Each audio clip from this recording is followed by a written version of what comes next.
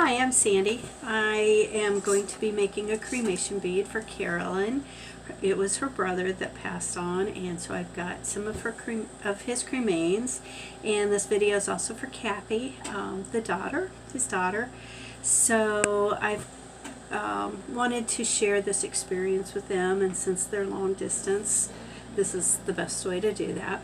Also, I'll use this as kind of informational video for those lamp workers or glass workers that do want to start doing some cremation creations, beads and sculptures and things like that.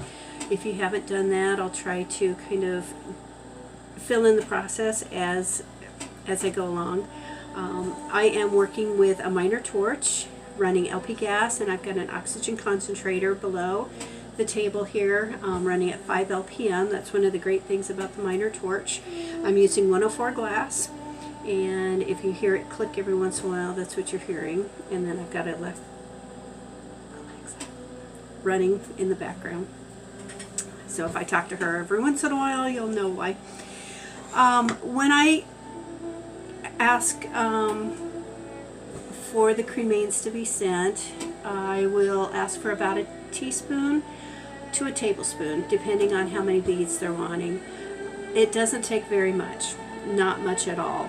And by getting a little more, I can run it through a sifter and get the finer parts of it. You don't want a lot of the bone or the teeth and things like that. Sorry if it sounds rude and crude, but that's the details of it. So I will sift it.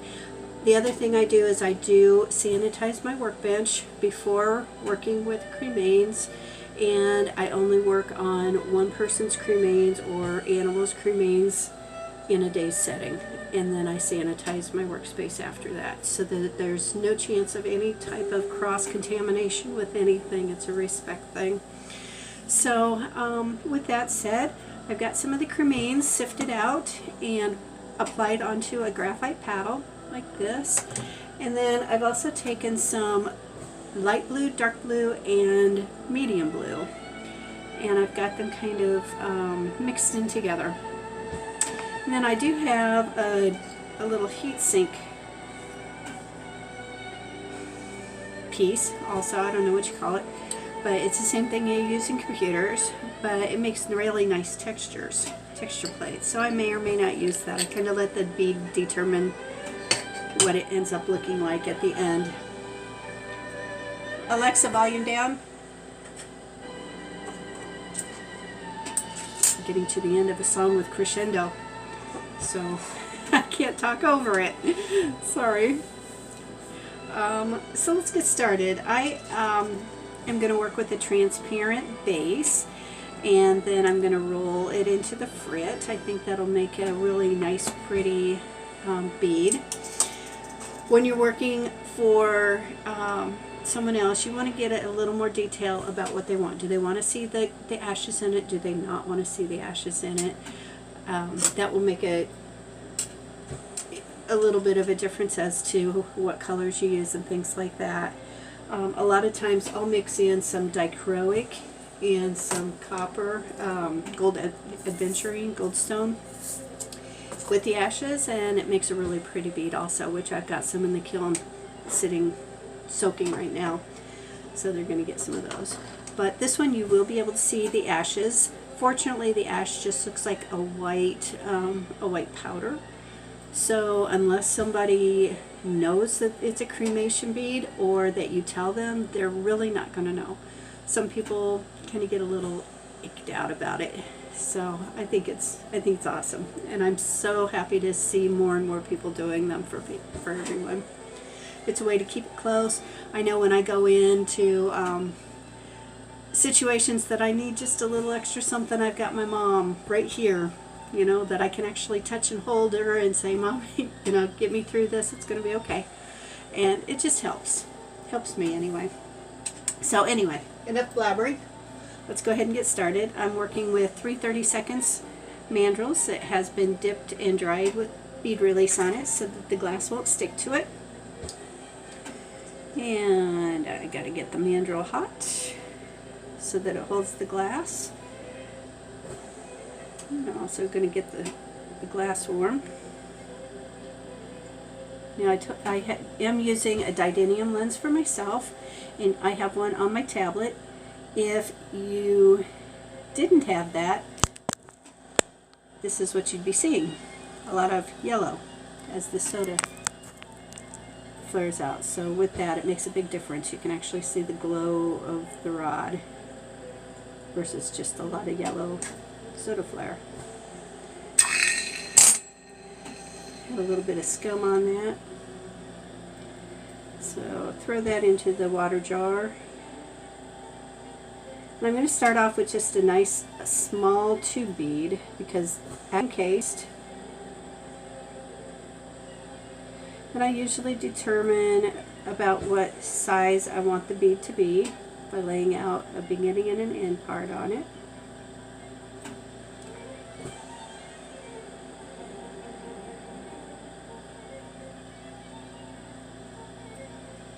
And then I'll fill in the rest of it in the middle.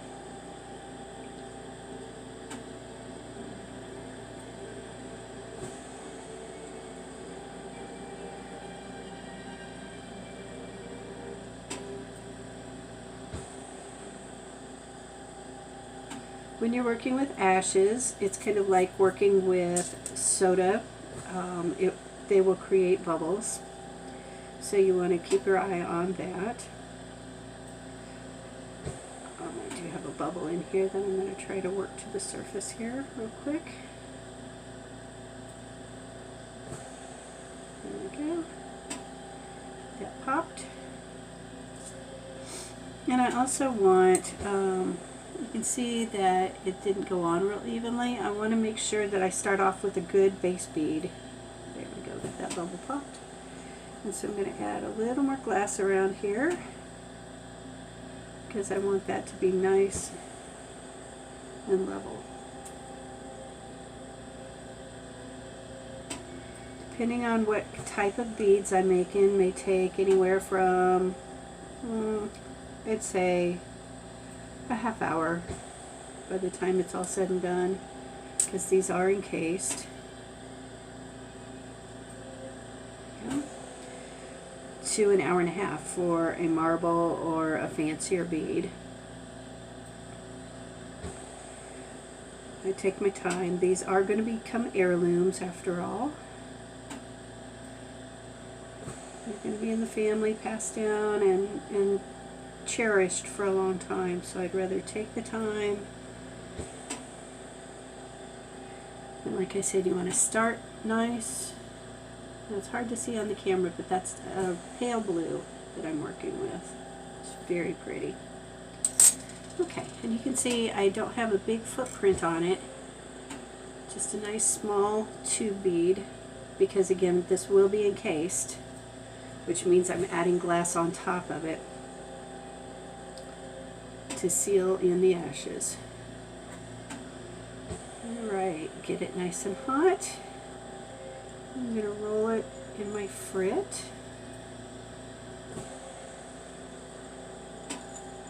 In the ashes. I can go back and spot heat places where it didn't pick up or where I need to add more ashes. I have total control over it.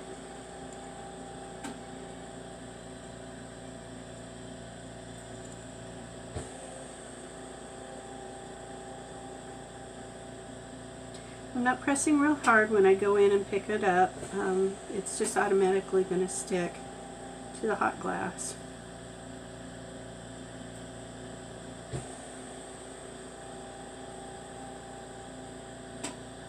You don't want to put a lot of ashes on it because it's kind of like working with enamel, and the glass won't want to stick to it if you don't have any surface glass.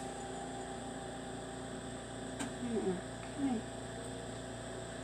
Just melting that all in.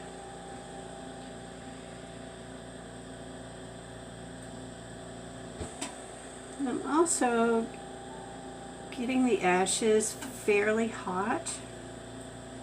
This is going to be pretty. because that kind of creates the degassing process of them. It helps it not bubble so much. Okay, and let that cool down just a little bit so you can see what that looks like. It's really pretty. There we go. So you've got a mix of blues, and this will change a little bit of color as it cools down also. It's still very, very hot. It's still running about 1600 degrees. Just giving it a once over. There's a little spot here. I'd like to have a little more ashes. There we go. So pick that up. And I can do all kinds of things with this. I could just leave it the way it is. I could cut it in or score it with either a steel rod or my paring knife and do some designs. I really kind of like the randomness that it's making right now. It's really pretty. I'm going to leave it the way it is. And now the encasing process. If you haven't encased, I would suggest, highly suggest, before doing cremation beads, make sure you have mastered the encasing process. It's one of the most important parts of working with cremation beads, and you've got to learn to be nice and patient. So I got to keep the bead hot. That's why you'll see me kind of lifting it in and out of the flame up here at the top. I want to have it cool and the clear glass hot. And now it just takes patience. So I've got the flame directed towards the clear, getting it really hot and wrapping it. If I don't have it very hot, I'm going to get air bubbles inside there, and I don't want the air bubbles. So it's just a slow process of encasing this whole bead, keeping the bead itself cool, the clear glass hot. It also magnifies the insides once you start encasing. So whatever you see inside is going to be magnified.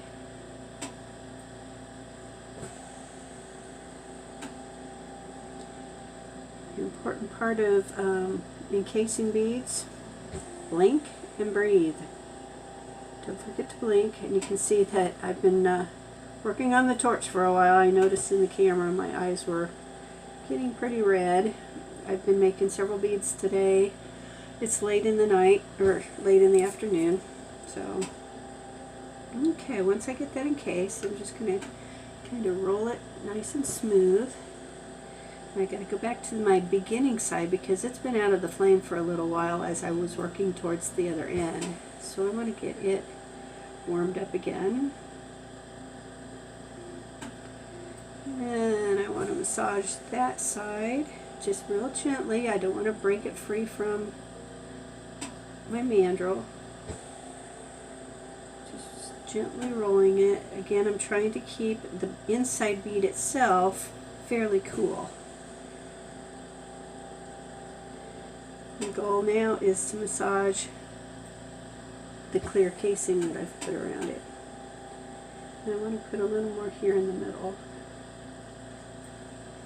So I'm just adding a little more glass in there, melt that in. It was just a little thin there in the middle, it seemed like. Okay. I'm going to make sure both ends are covered nice. Oh, this is a beautiful bead. It just is a beautiful bead. It turned out just absolutely pretty. Now I'm going to switch hands, and I really want to concentrate on the end and just real gently roll it along my marver to make sure that it's nice and flat. The same with the other end. Nice and even, so as you make jewelry, you don't have any weird stuff to deal with.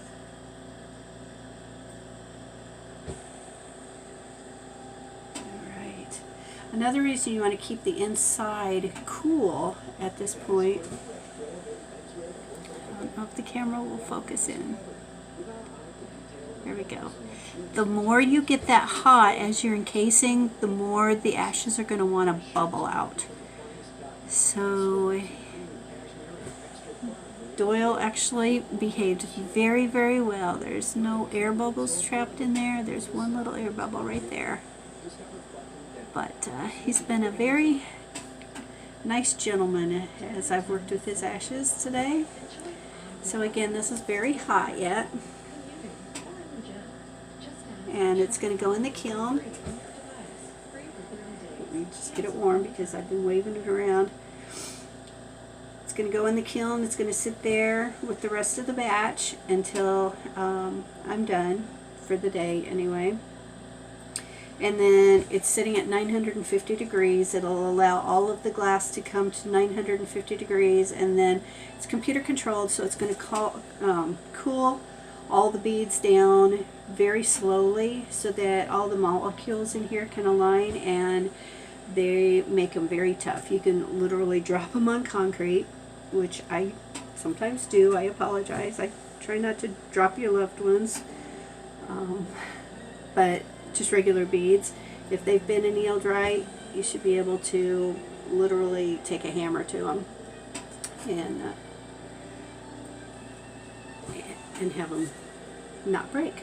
So this is this one. Again, it's still hot. It'll change colors, and the colors will actually really pop out